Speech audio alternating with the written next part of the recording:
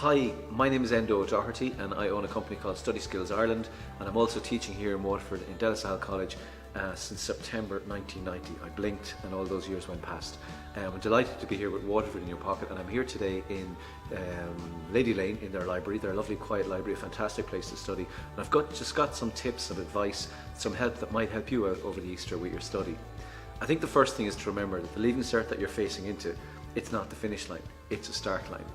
Sometimes people get really anxious, really nervous, nearly worried. And when you think about it, you've got so much to go. So next year you're going to be doing exams. For the next 4 years you'll do exams.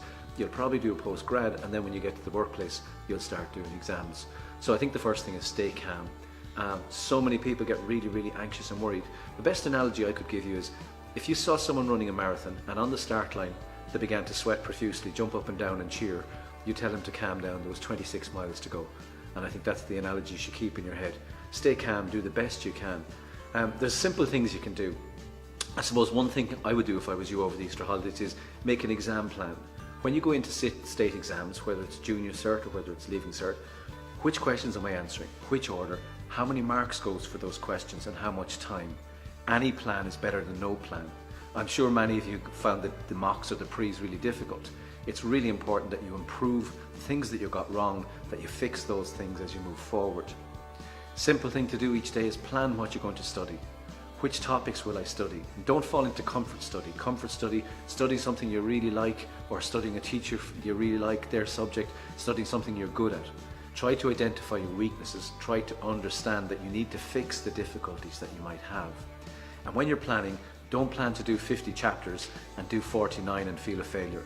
Keep your goals small, keep them successful. Make sure that you feel good at the end of the day that you've made some progress.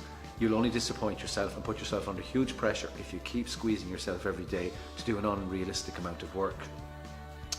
Outside of study, what can you do to make sure you do much better? Well, really important thing is to sleep. Reduce the caffeine, maybe from 2 in the afternoon, don't take caffeine. Definitely don't take energy drinks or sugary drinks. Maybe you might try a digital sunset. I know you're watching this on your phone right now, which is a good thing, but it's important that maybe 40 minutes to an hour before you go to bed that you don't have any screen time. The best students I've worked with all have one thing in common. They have clear goals, they have a clear plan. They also exercise regularly. And as tired as you feel, you should know the more energy you spend, the more you'll get back. So go for that run, go for a swim, hit a slitter, whatever you're into. But keep the exercise ticking over. It will reduce your anxiety and allow you to perform well in the exam. Nutrition is really important too. Gemma Kehoe here in Waterford, the wonderful nutritionist, tells me that if you eat rubbish, you're going to feel rubbish. And I think that pretty much sums it up.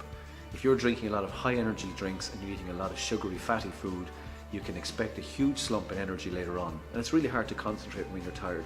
So keep the sleep going, keep the exercise going, get the diet right, and do a lot of things that make you happy. So family, friends, boyfriend, girlfriend, the people that are important in your life, keep them in your life and keep yourself calm and keep things steady.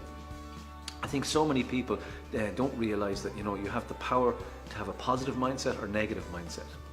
If you imagine you're playing golf and you stand on the tee and you go to hit a golf ball over a lake onto a green, and you say to yourself, oh my God, I'm going to hit it in the water, I'm going to hit it in the water, I'm going to hit it in the water.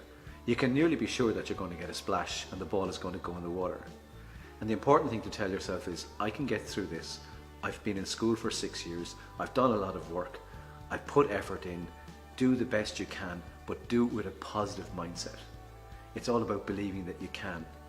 This time next year, I promise you, and anyone who's done the Leaving Cert will tell you, this will be just a bad memory. You'll have put it behind you. Do the best you can, move forward from the start line, and keep smiling. Thanks for watching.